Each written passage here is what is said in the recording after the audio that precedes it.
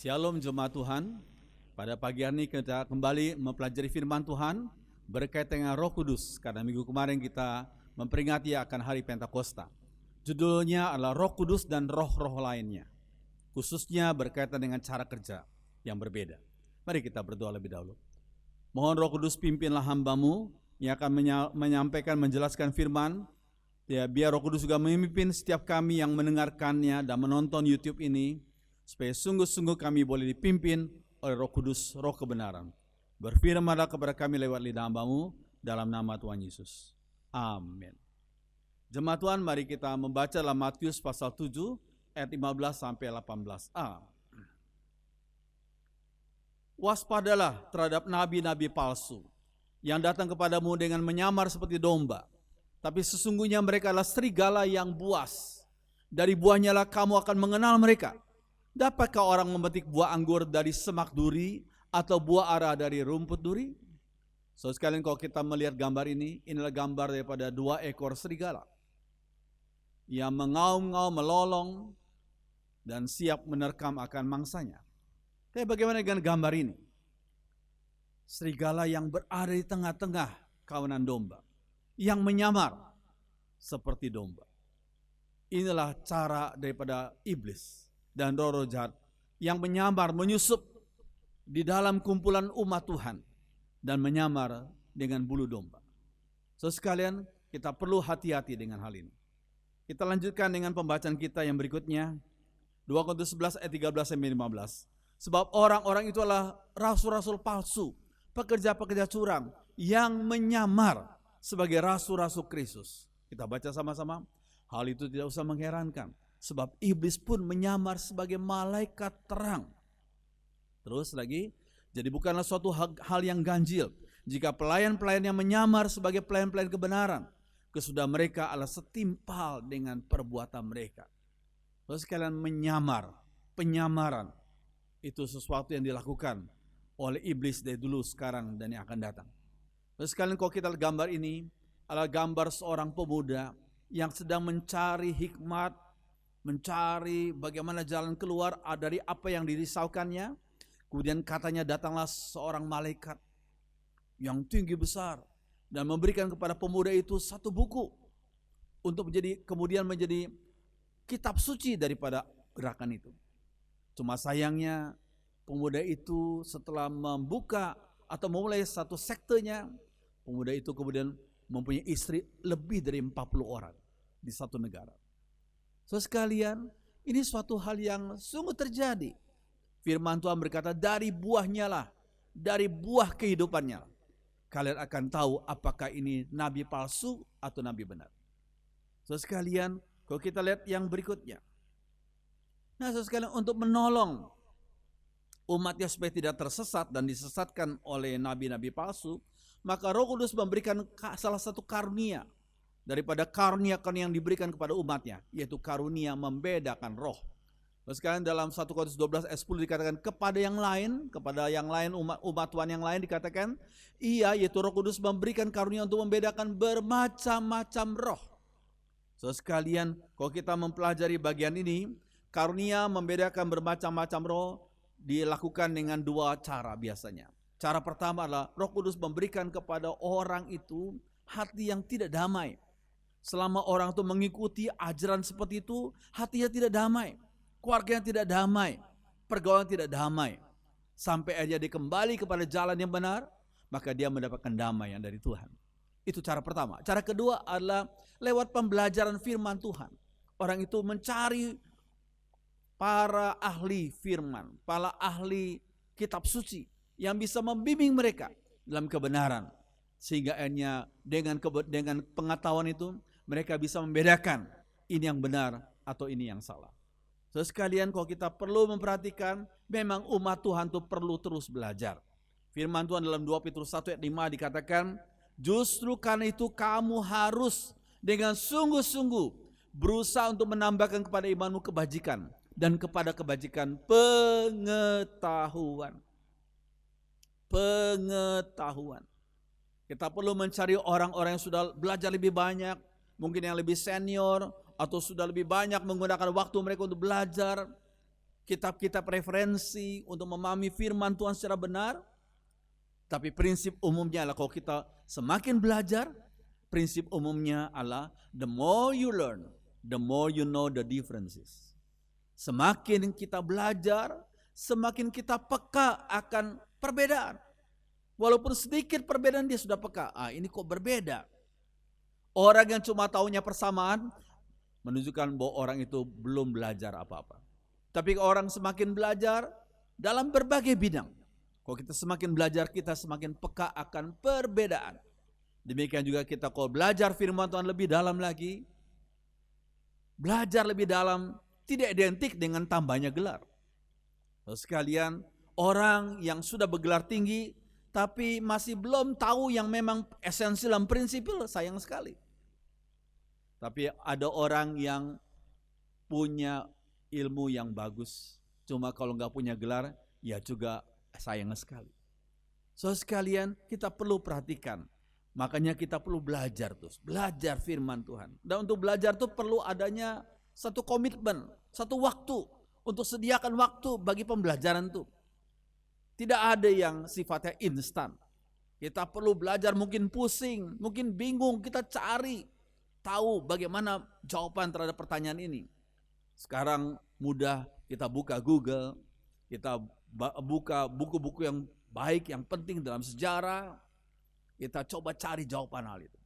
So sekalian kita perlu pahami hal itu. The more you learn, the more you know the differences. Semakin engkau belajar, semakin engkau tahu perbedaan. So sekalian ada 10 perbedaan yang saya mau sampaikan. Sebenarnya ada banyak lagi, tapi karena waktu saya coba melimitasi dengan 10 perbedaan antara karya Roh Kudus dengan roh-roh lainnya. Saya sebut dengan roh-roh lainnya. Maksudnya apa? Bisa roh jahat, bisa roh kegelapan, bisa roh kedagingan. Makanya saya sebut dengan roh-roh lainnya. Jadi ada 10 perbedaan yang kita mau pelajari antara karya Roh Kudus dengan roh-roh lainnya. Yang pertama, saudara sekalian, perbedaan pertama adalah Roh Kudus memimpin orang itu ke dalam hidup yang kudus. Namanya saja Roh Kudus. Maka orang yang dipenuhi Roh Kudus akan dibimbing ke dalam hidup yang kudus, yang sesuai dengan kehendak Tuhan. Dalam bisnis, dalam pekerjaan, dalam dia studi, dalam dia berumah tangga, dalam dia bergaul dan lain-lain. Dia dipimpin untuk hidup kudus di hadapan Tuhan. Tapi kalau orang itu dibimbing oleh roh-roh lainnya, membawa orang itu ke dalam hidup yang immoral. Terus kalian jangan kaget kalau ada sebagian orang yang katanya pemimpin agama, tapi punya istri belasan, mungkin puluhan. Ada orang yang katanya pemimpin agama, tapi bersalah dalam hal pajak atau menggelapkan uang gereja. Terus sekali dan berbagai macam praktek-praktek hidup yang tidak sesuai dengan kehendak Tuhan. Hidupnya immoral. Maka kita bisa menyimpulkan orang itu tidak penuh Roh Kudus, tapi dikuasai oleh roh-roh lainnya. Itu yang pertama. Yang kedua, saudara sekalian, Roh Kudus itu memberi dorongan orang itu untuk rajin belajar firman Tuhan.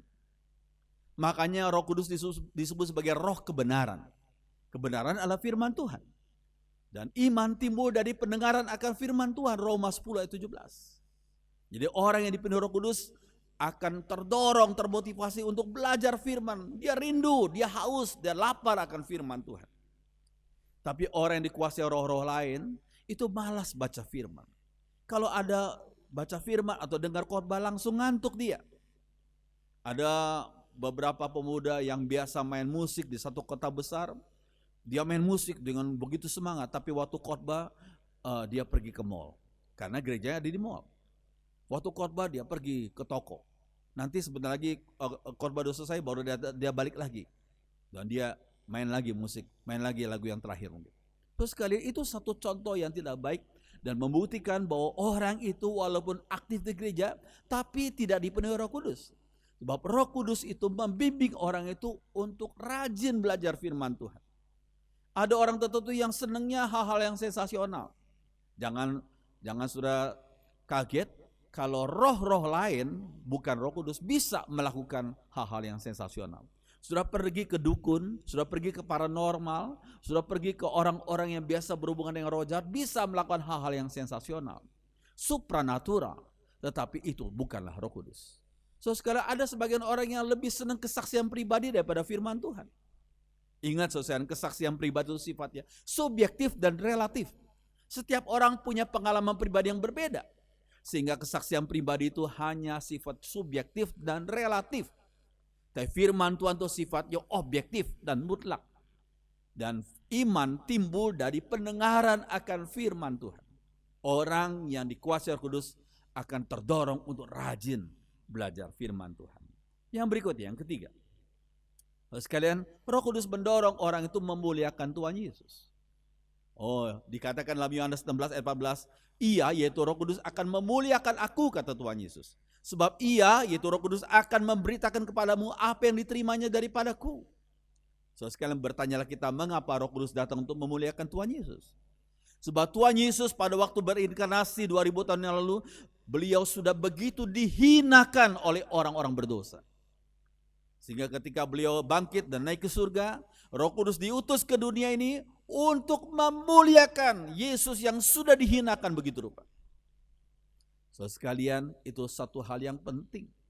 Tapi orang yang dikuasai roh lain itu orang itu memuliakan diri sendiri, prestasinya, dia membanggakan. Kita dengar saja dari khotbah atau ceramahnya. Ada orang yang ceramah tentang okultisme, ternyata seluruh isi ceramahnya dia lebih banyak memfokuskan pada roh-roh jahat. Dia hanya menyinggung sedikit tentang Tuhan Yesus. Nah itu kita mulai bertanya, kenapa? Dalam ceramahnya dia harus memuliakan Tuhan Yesus. Kenapa dia lebih mengutamakan roh-roh jahat? Atau dia malah berbangga dengan masa lalunya yang bergelimang, yang berkecimpung dalam roh-roh jahat, dalam kehidupan roh-roh jahat itu. So sekalian, itu satu hal yang tidak benar. Orang yang dikuasai roh lain itu memuliakan diri sendiri atau memuliakan roh lainnya. Mungkin kehidupannya, mungkin roh jahat yang lain. So sekalian, itu kita perlu sadar, kita perlu jeli melihat hal itu. So sekalian, Tuhan Yesus tidak pernah melakukan mujizat untuk show. Ada sebagian orang yang melakukan mujizat ini di sana sini untuk show. So sekalian, Tuhan Yesus tidak pernah lakukan itu. Dia lakukan mujizat untuk kemuliaan nama Bapa di surga. Ini suatu hal yang penting. Yang berikutnya, yang keempat, Roh Kudus itu berkata benar. Yuk kita baca Efesus 4 ayat 25. Karena itu buanglah dusta dan berkatalah benar seorang kepada yang lain. Karena kita adalah sesama anggota. Orang yang dipenuhi Roh Kudus, dikuasai Roh Kudus, dia akan berkata benar. Dulunya suka bohong dalam bisnis, mungkin sekarang dia bertobat. Dulunya dalam pergaulan sering bohong, sekarang dia bertobat. Sebab Roh Kudus akan membimbing dia untuk berkata benar. Karena Roh Kudus adalah roh kebenaran. Tapi orang yang dibimbing dikuasai roh lain adalah orang itu suka berkata dusta. Ya, yuk kita baca sama-sama Yohanes 8 ini. Yesus berkata, apabila ia yaitu setan berdusta, ia berkata atas kehendaknya sendiri. Sebab ia adalah pendusta dan bapa segala dusta. Terus ada beberapa orang yang klaim, saya turun naik surga. Ya, surga bumi. Tapi gue ditanya, siapa yang menjadi saksimu? Gak ada. Cuma dia sendiri yang mengklaim, saya turun naik surga bumi. Ada sebagian orang berkata, saya malam itu pergi ke surga. Sampai ke tingkat berapa. Tapi itu hanya klaim diri sendiri, tidak ada saksinya. Firman Tuhan berkata, satu masalah bisa dikatakan benar jikalau ada 2 atau 3 orang saksinya. Waktu Tuhan Yesus naik ke surga, disaksikan oleh murid-muridnya lebih dari 2 atau 3 orang. Semua muridnya menyaksikan dan 2 orang malaikat menyaksikan yang kemudian menyatakan dirinya kepada murid-muridnya. So sekalian, ini kita perlu hati-hati. So sekalian, ada orang yang coba bernubuat tapi nggak pernah tergenapi. Itu namanya saya bilang bukan nubuat, itu lu buat. Terus sekalian, tapi kalau orang berkata benar sesuai dengan petunjuk firman, petunjuk dan sesuai dengan kehendak Tuhan, pasti nubuatnya akan tergenapi. Itu nabi benar. Yang berikutnya, saudara, Roh Kudus itu menghasilkan pengendalian diri. Dalam Galatia 5 ayat 22 dan 23 dikatakan, yuk kita baca sama-sama. Tapi buah roh ialah kasih, sukacita, damai, sejahtera, kesabaran, kemurahan, kebaikan, kesetiaan, kelemah lembutan, penguasaan diri. penguasaan diri. Tapi orang yang dikendalikan oleh roh lain, itu lain. Dalam 1 Korintus 14 dikatakan, karunia dari roh untuk menyampaikan berita dari Allah dapat dikendalikan oleh roh oleh orang yang menyampaikan berita itu. Allah adalah Allah yang suka akan ketertiban. Ia bukan Allah yang suka pada kekacauan. Dalam terjemahan sehari-hari. Jikalau ada orang yang katanya dipenuhi Roh Kudus, dia pukul-pukul meja, pukul-pukul kursi. Dia langsung berkata-kata dalam bahasa tertentu yang gak dimengerti oleh orang-orang. Dan dia gak bisa kontrol. Pemimpin ibadah berkata diam-diam, terus dia ngomong, terus dia berteriak-teriak. Maka kita bisa simpulkan itu bukan dari Roh Kudus. Itu dari roh lain. Mungkin roh kedagingan atau roh lain yang tidak bisa mengendalikan diri. Itu firman Tuhan mengatakan demikian. Ada orang, saya dengar cerita daripada nenek saya waktu lalu, ada orang katanya kepenuhan Roh Kudus di satu tempat di Jakarta. Ketika dalam keadaan doa seperti itu, dia pergi ke sumur dan dia mau menerjunkan diri ke sumur sampai ditahan, dipegang oleh orang. Saya yakin itu bukan Roh Kudus, itu roh lain. Sebab Roh Kudus dapat mengendalikan diri.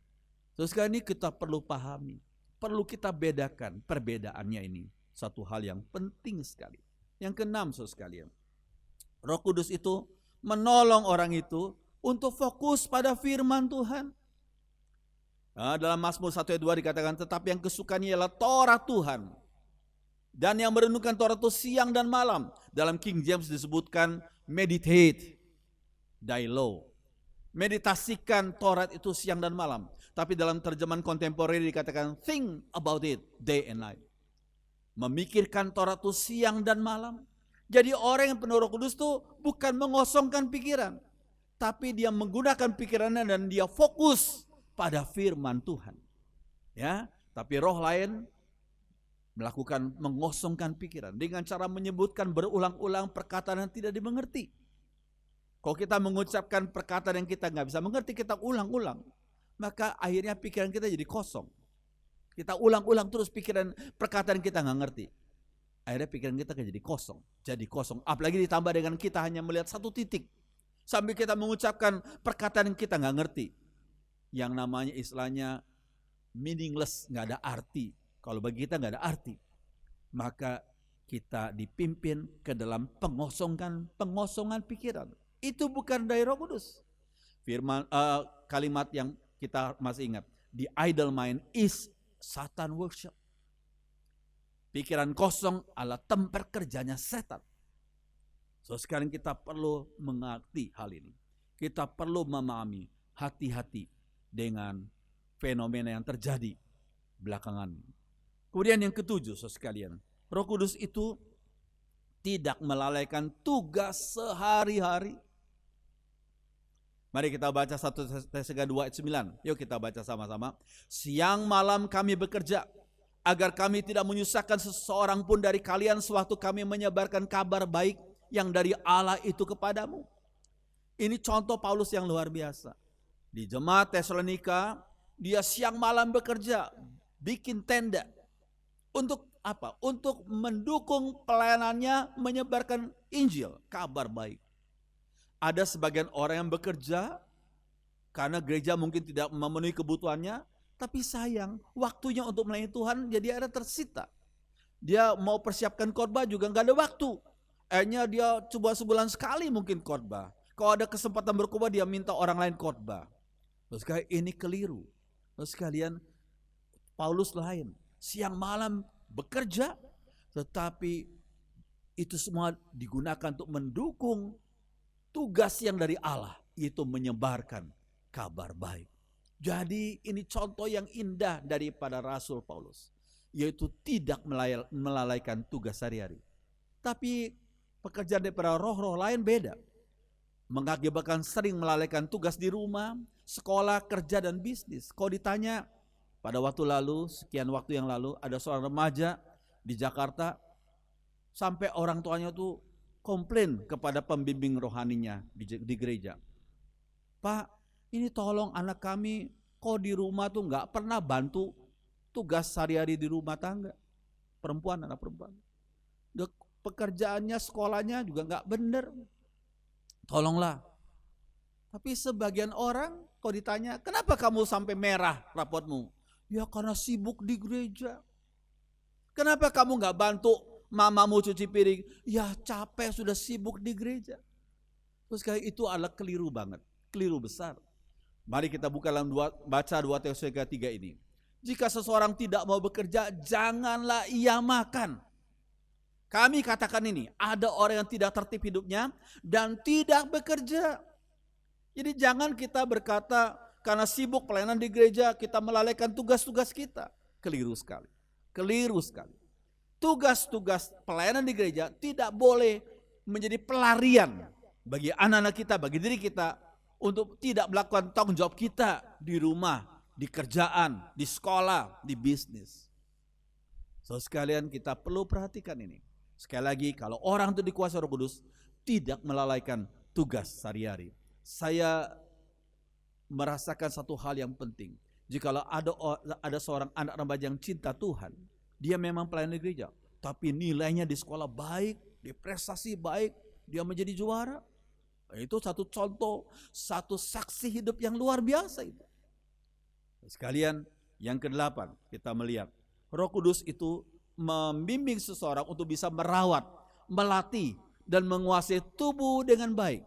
Mari kita baca 1 Korintus ayat 27 ya. Yuk kita baca. Tapi aku melatih tubuhku dan menguasainya seluruhnya, supaya sesudah memberitakan Injil kepada orang lain, jangan aku sendiri tolak. Orang yang dikuasai Roh Kudus adalah orang yang tidak memanjakan tubuhnya. Tapi orang itu melatih tubuhnya. Orang itu rajin olahraga. Karena tubuh kita butuh olahraga. Supaya peredaran darah lancar. Juga hati-hati dengan makanan tertentu yang bisa meningkatkan kolesterolnya. Jangan kita berkata, makan apa saja asal dalam nama Yesus. Itu keliru, itu namanya mencobai Tuhan. Kalau kita tahu ini makanan kebanyakan bahaya bagi kolesterol kita, ya jangan kita makan, kita kurangi itu. Saya pribadi sudah 9 tahun tidak makan nasi putih. Kami makan nasi merah, bukan karena kami kena diabetes, tapi kami menganggap bahwa nasi merah lebih bagus, seratnya lebih banyak seratnya. Pertama ya setengah tahun pertama ya nggak enak, tapi setelah itu ya sudah biasa saja. Terus kalian jadi orang yang dikuasai Roh Kudus, orang itu merawat, melatih, menguasai tubuhnya supaya jangan sampai tubuhnya membawa dia ke dalam dosa. Menguasai nafsu makannya, menguasai nafsu akan kehidupan seks dan segala macam. Sekalian, tapi orang yang dikuasai roh lain itu orang itu memanjakan, akhirnya merusak tubuhnya. Saya katakan memanjakan itu berkaitan dengan merusak tubuh. Iya memang kalau kita memanjakan berarti kita malas berolahraga, ya akibatnya tubuh kita jadi rusak, peredaran darah kita jadi tidak lancar, akibatnya merusak tubuh. Makanya dalam Markus 5 ayat 5 dikatakan siang malam orang yang dikuasai roh jatuh berkeliaran di kuburan dan di bukit-bukit sambil berteriak-teriak dan melukai badannya dengan batu. Jadi orang yang dikuasai roh lain, roh jahat itu, orang itu merusak tubuhnya. Tetapi kita orang yang dikuasai Roh Kudus, kita percaya bahwa tubuh kita adalah bait Roh Kudus yang harus kita pelihara, harus kita jaga, harus kita kuasai untuk kemuliaan bagi nama Tuhan. Yang ke-9 saudara sekalian, Roh Kudus itu cara kerjanya adalah membimbing seseorang bertumbuh menjadi serupa dengan sifat-sifat Yesus. Yuk kita baca Galatia 4:19. Anak-anakku yang tercinta, saya sekarang ini menderita lagi karena kalian.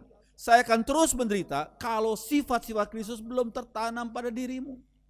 Jadi saudara sekalian, tujuan utama kita umat Tuhan hidup di dunia ini bukan hanya sekedar cari duit, bukan hanya sekedar menjadi orang pintar, bukan sekedar mencapai kedudukan tinggi. Tidak, bukan itu yang utama. Yang terutama adalah agar sifat-sifat kita semakin serupa dengan sifat Yesus. Sifat Yesus apakah? Kasihnya, sucinya, adilnya, benarnya. So sekalian, semua sifat Yesus kita harus semakin serupa dengan sifat-sifat itu. Itulah tujuan kita dipanggil oleh Tuhan dan hidup di dalam dunia yang sementara ini. Sekalian, sehingga Paulus berkata sebagai seorang yang mendirikan gereja-gereja dan menggembalakan gereja-gereja, dia berkata apa? Aku akan sangat menderita kalau aku melihat anak-anak Tuhan itu hidup dengan sifat-sifat yang tidak berkenan di hadapan Tuhan. Ya, seorang yang dikuasai Roh jatuh dipimpin untuk bertumbuh jadi serupa dengan sifat-sifat makhluk lain yang lebih rendah dari manusia. Orang yang percaya pada astrologi, horoskop, orang yang percaya pada bahasa orang Chinese seperti saya ini, ada sebagian orang yang percaya pada sio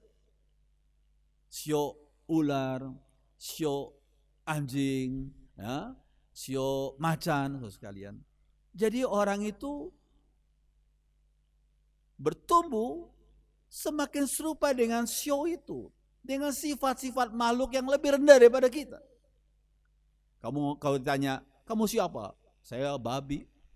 Sekalian, harusnya kita tuh tersinggung kalau kita disamakan dengan babi. Karena itu makhluk yang lebih rendah daripada kita, jauh lebih rendah. Tapi kau orang disamakan, dibandingkan dengan makhluk-makhluk yang lebih rendah itu. Semua kita harus serupa, semakin serupa dengan sifat Yesus. Berarti apa? Setiap umat Tuhan harus mempunyai sio, yaitu sio Yesus, bintang Yesus. Karena kita harus semakin serupa dengan sifat-sifat Tuhan kita, Yesus Kristus itu. Dan yang terakhir, saudara sekalian, Roh Kudus itu tidak takut diuji. Yuk kita baca 1 Yohanes 4:1. Saudara yang tercinta, janganlah percaya kepada semua orang yang mengaku mempunyai Roh Allah, tapi ujilah mereka dahulu.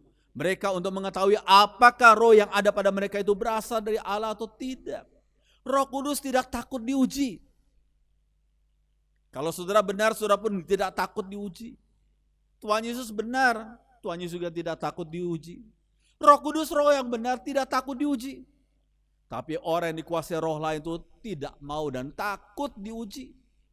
Kalau mau menyampaikan khotbah, dia selalu berkata, berdoa dalam nama Yesus, roh kritik keluar. Maksudnya apa? Supaya khotbahnya jangan dikritik orang. Walaupun khotbahnya enggak sesuai dengan firman Tuhan, jangan kamu kritik.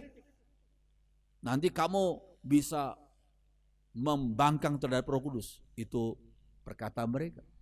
Sekalian, tidak benar itu. Roh Kudus itu tidak takut diuji.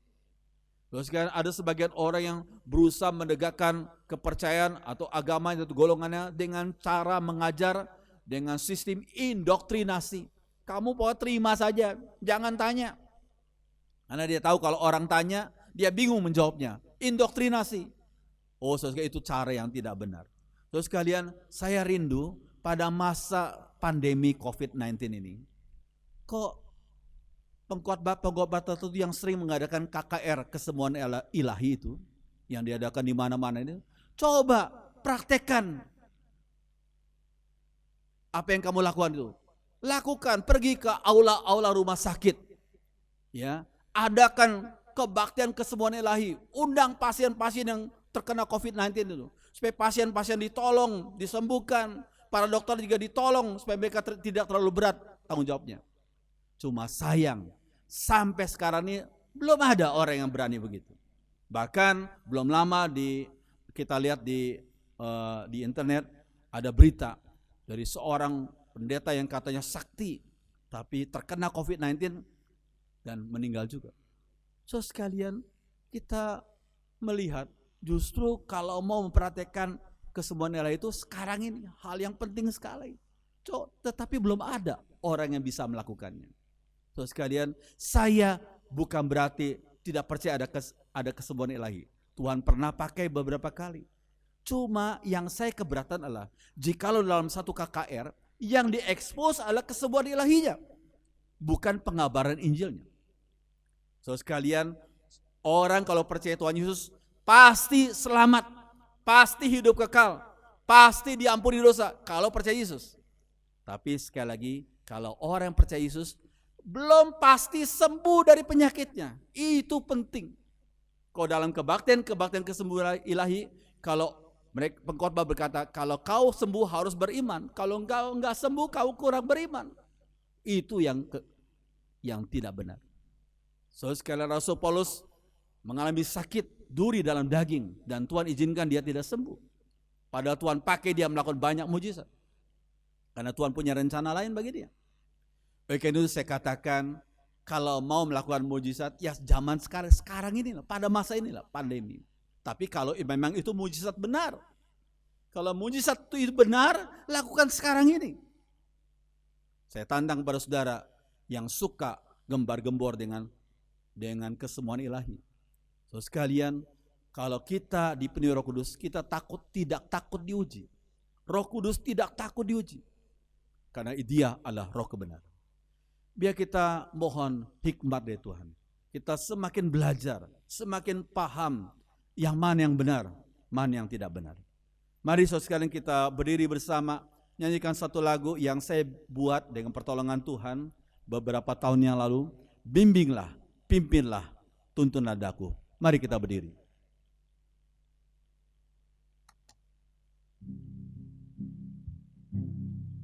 Bimbinglah, pimpinlah, tuntunlah daku pada setiap langkah hidupku. Roh Kudus, penghibur, penasehatku, bimbinglah dalam pergumulanku. Karuniakanku kepekaan untuk memahami rencanamu. Tolonglah daku agar taat untuk menggenapi kehendak-Mu.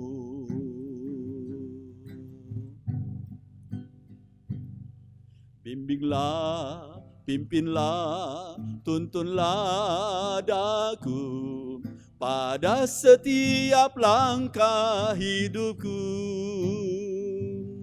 Roh Kudus, penghibur, penasehatku, bimbinglah dalam pergumulanku. Karuniakanku kepekaan untuk memahami rencanamu. Tolonglah daku agar taat untuk menggenapi kehendak-Mu. Karuniakan daku. Karuniakanku kepekaan untuk memahami rencanamu. Tolonglah daku agar taat untuk menggenapi kehendak-Mu. Untuk menggenapi kehendak-Mu.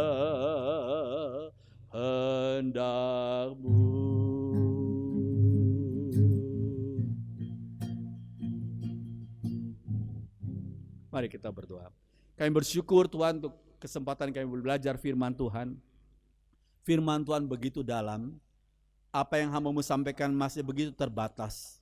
Biar Roh Kudus menolong, menyempurnakan, membimbing setiap kami yang menonton YouTube ini. Supaya kami boleh hidup dibimbing oleh Roh Kudus. Urapi setiap kami. Dengarkan doa kami Tuhan. Dalam nama Tuhan Yesus kami sudah berdoa. Semua orang beriman mengatakan amin.